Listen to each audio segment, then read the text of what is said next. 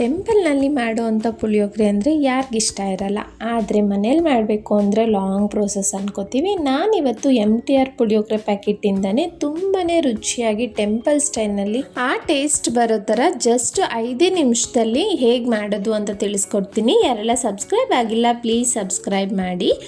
ಈಗ ಪ್ಯಾನ್ಗೆ 5 ರಿಂದ 6 ಟೇಬಲ್ ಸ್ಪೂನ್ ಆಗೋಷ್ಟು ಎಣ್ಣೆ ಹಾಕ್ಕೊಳ್ತಾ ಇದ್ದೀನಿ. ಎಣ್ಣೆ ಒಂಚೂರು ಬಿಸಿ ಆಗ್ತಿದ್ದಂತೆ ಸ್ಟವ್ನ ಲೋ ಟು ಮೀಡಿಯಮ್ ಫ್ಲೇಮ್ ಇಟ್ಕೊಳ್ಳಿ.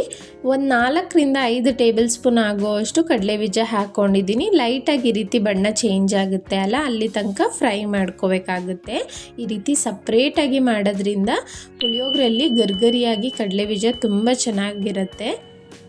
ಈಗ ಅದೇ ಪ್ಯಾನ್ಗೆ 1/2 ಟೀ ಸ್ಪೂನ್ ಆಗೋಷ್ಟು ಸಾಸಿವೆ ಎಲ್ಲ ಒಂಚೂರು ಸಿಡಿಬೇಕು. ಅನಂತರ ಇದಕ್ಕೆ 2 ಟೇಬಲ್ ಸ್ಪೂನ್ ಆಗುವಷ್ಟು ಉದ್ದಿನಬೇಳೆ ಹಾಗೂ ಕಡಲೆಬೇಳೆ ಹಾಕ್ಕೊಂಡಿದ್ದೀನಿ. ಸ್ಟವ್ ಲೋ ಫ್ಲೇಮಲ್ಲೇ ಇರಲಿ, ನಿಧಾನಕ್ಕೆ ಫ್ರೈ ಮಾಡ್ಕೋಬೇಕು. ಎಲ್ಲಿ ತನಕ ಅಂದರೆ ನಾವು ಕಡಲೆಬೇಳೆ ಹಾಗೂ ಉದ್ದಿನಬೇಳೆ ಹಾಕಿದ್ದೀವಲ್ಲ, ಅದು ಲೈಟಾಗಿ ಇನ್ನೇನೀಗ ಬಣ್ಣ ಚೇಂಜ್ ಆಗೋಕ್ಕೆ ಶುರು ಆಗುತ್ತೆ ಅನ್ನೋವರೆಗೂ ಫ್ರೈ ಮಾಡ್ಕೋಬೇಕಾಗುತ್ತೆ. ಒಂದು ಚಿಟಿಕೆ ಆಗೋಷ್ಟು ಹಿಂಗೆ ಹಾಕಿದ್ದೀನಿ. ಇದ್ರೆ ಹಾಕೊಳ್ಳಿ, ಇಲ್ಲಾಂದರೆ ಪ್ಯಾಕೆಟಲ್ಲಿ ಆಲ್ರೆಡಿ ಇರುತ್ತೆ. ಹಿಂಗೆ ಹಾಕೋದ್ರಿಂದ ಒಳ್ಳೆ ಘಮ ಬರುತ್ತೆ, ಹಾಗೆ ಟೇಸ್ಟು ತುಂಬ ಚೆನ್ನಾಗಿರುತ್ತೆ. ನೋಡಿ, ಸುಮಾರು 1 ನಿಮಿಷ ನಾನು ಲೋ ಫ್ಲೇಮಲ್ಲೇ ಫ್ರೈ ಮಾಡ್ಕೊಂಡಿದ್ದೀನಿ. ಕಡಲೆಬೇಳೆ ಉದ್ದಿನಬೇಳೆ ಇನ್ನೇನು ಬಣ್ಣ ಚೇಂಜ್ ಆಗ್ತಿದೆ ಅಂದಾಗ ನಾನಿಲ್ಲಿ ಒಂದು 10 ಎಸಳು ಬೆಳ್ಳುಳ್ಳಿನ ಕುಟ್ಬಿಟ್ಟು ಸೇರಿಸ್ಕೊಂಡಿದ್ದೀನಿ. ಇದು ಆಪ್ಷನಲ್, ದೇವಸ್ಥಾನದಲ್ಲಿ ಬೆಳ್ಳುಳ್ಳಿ ಯೂಸ್ ಮಾಡಲ್ಲ, ಮನೇಲಿ ಮಾಡ್ತಿರೋದ್ರಿಂದ ಹಾಕಿದ್ದೀನಿ.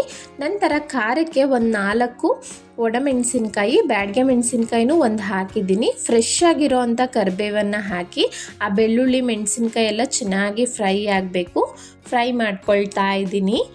ಈಗ ಸ್ಟವ್ನ ಕಂಪ್ಲೀಟ್ ಲೋ ಫ್ಲೇಮಲ್ಲಿ ಇಟ್ಬಿಟ್ಟು ನೋಡಿ, MTR ಅವ್ರ ಪುಳಿಯೋಗರೆ ಪ್ಯಾಕೆಟ್ ತೊಗೊಂಡಿದ್ದೀನಿ. ಒಂದು ಪ್ಯಾಕೆಟ್ನ ಹಾಕ್ಕೊಳ್ತಾ ಇದ್ದೀನಿ. ಪೌಡರ್ ಹಾಕಿದಾಗ ಲೋ ಫ್ಲೇಮ್ ಇರಲಿ, ಇಲ್ಲ ಸೀದೋಗ್ಬಿಡುತ್ತೆ. ಎಲ್ಲವನ್ನು ಒಂದ್ಸಲ ಚೆನ್ನಾಗಿ ಮಿಕ್ಸ್ ಮಾಡ್ಕೊಳ್ತೀನಿ.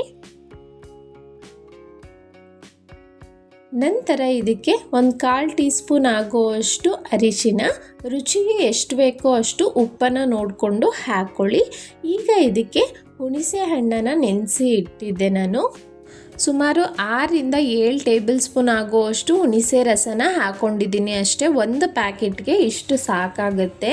ನೋಡಿ, ಆ ಹುಣಸೆ ರಸ ಹಾಕಿದ್ಮೇಲೆ ಎಷ್ಟು ತೆಳ್ಳಗಿದೆ ಅಲ್ಲ, ಇದೆಲ್ಲ ಗೊಜ್ಜು ಥರ ಗಟ್ಟಿ ಆಗಬೇಕು. ಅಲ್ಲಿ ತನಕ ನಾವು ಈಗ ಮೀಡಿಯಮ್ ಫ್ಲೇಮಲ್ಲೇ ಕಾಯಿಸ್ಕೊಳ್ತಾ ಬರೋಣ.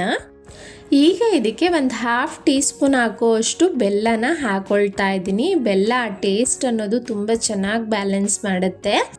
ಇನ್ನೂ ಒಂದು ಮುಖ್ಯವಾದ ಇಂಗ್ರೀಡಿಯೆಂಟ್ನ ನಾನು ಇನ್ನೂ ಹಾಕಿಲ್ಲ, ಕೊನೆ ತನಕ ವಿಡಿಯೋ ನೋಡಿ ಯಾವ ಇಂಗ್ರೀಡಿಯೆಂಟ್ ಅಂತ. ಅದು ಹಾಕಿದ್ರೇ ಆಲ್ಮೋಸ್ಟ್ ನಿಮಗೆ ಟೆಂಪಲ್ ಸ್ಟೈಲ್ನಲ್ಲೇ ಆ ರುಚಿ ಅನ್ನೋದು ಬರೋದು. ನೋಡಿ, ಈ ರೀತಿ ಗೊಜ್ಜೆಲ್ಲ ಗಟ್ಟಿ ಆದಮೇಲೆ ಈಗ ಸ್ಟವ್ನ ಆಫ್ ಮಾಡ್ಕೊಳ್ಳಿ. ಈಗ ಉದ್ರುದ್ರಾಗಿ ಮಾಡಿಟ್ಕೊಂಡಿರೋ ಅಂಥ ಅನ್ನಕ್ಕೆ ನಾನಿಲ್ಲಿ ಹಸಿ ಕರಿಬೇವನ್ನು ಹಾಕ್ತಾ ಇದ್ದೀನಿ. ಒಳ್ಳೆ ಟೇಸ್ಟ್ ಕೊಡುತ್ತೆ, ಖಂಡಿತ ಇದನ್ನು ಟ್ರೈ ಮಾಡಿ.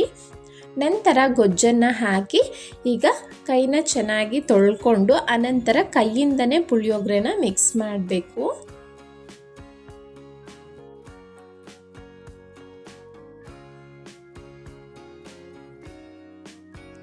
ಈಗ ಮೊದಲೇ ಫ್ರೈ ಮಾಡಿಟ್ಕೊಂಡಿರೋ ಅಂಥ ಕಡಲೆಬೀಜನೂ ಹಾಕಿದ್ದೀನಿ. ನಾನು ಹೇಳಿದ ಇಂಪಾರ್ಟೆಂಟ್ ಇಂಗ್ರೀಡಿಯೆಂಟ್ ಈಗ ನೋಡಿ 1 ಟೇಬಲ್ ಸ್ಪೂನ್ ಆಗೋಷ್ಟು ಹಾಕ್ತಾ ಇದ್ದೀನಿ. ಎಳ್ಳನ್ನು ಒಂಚೂರು ಬಿಸಿ ಮಾಡಿ ನಾನು ಈ ರೀತಿ ಕುಟ್ಬಿಟ್ಟು ಸೇರಿಸ್ತಾ ಇದ್ದೀನಿ. ಒಳ್ಳೆ ಟೇಸ್ಟ್ ಕೊಡುತ್ತೆ, ಖಂಡಿತ ಇದನ್ನು ಮಿಸ್ ಮಾಡದೆ ನೋಡಿ. ಆಲ್ಮೋಸ್ಟ್ ನಿಮಗೆ ಟೆಂಪಲ್ ರುಚಿನೇ ಬರುತ್ತೆ. ರೆಗ್ಯುಲರ್ ಆಗಿ ಮಾಡೋ ಪುಳಿಯೋಗರೆನೇ, ಆದರೆ ಒಂದು ಸ್ಮಾಲ್ ಚೇಂಜಸ್ಸಿಂದ ನಿಮ್ಗೆ ಆ ಟೇಸ್ಟ್ ಅನ್ನೋದು ಬರ್ತಿರಲ್ಲ. ಖಂಡಿತ ಒಂದ್ಸಲ ಈ ರೀತಿ ಟ್ರೈ ಮಾಡಿ ನೋಡಿ. ದೇವಸ್ಥಾನದ ರುಚಿ ಬಂತೋ ಇಲ್ವೋ ಅಂತ ನನಗೆ ಕಮೆಂಟ್ನಲ್ಲಿ ತಿಳಿಸಿ. ಇದೇ ರೀತಿ ಹಲವಾರು ರೆಸಿಪೀಸ್ಗಾಗಿ ಸವಿ ಕಿಚನ್ ಕನ್ನಡನ ಸಬ್ಸ್ಕ್ರೈಬ್ ಮಾಡಿ. ಹಾಗೆ ವಿಡಿಯೋ ಇಷ್ಟ ಆಗಿದ್ದರೆ ಲೈಕ್ ಮಾಡಿ, ನಿಮ್ಮ ಫ್ಯಾಮಿಲಿ ಫ್ರೆಂಡ್ಸ್ಗೆ ಶೇರ್ ಮಾಡಿ. Thank you.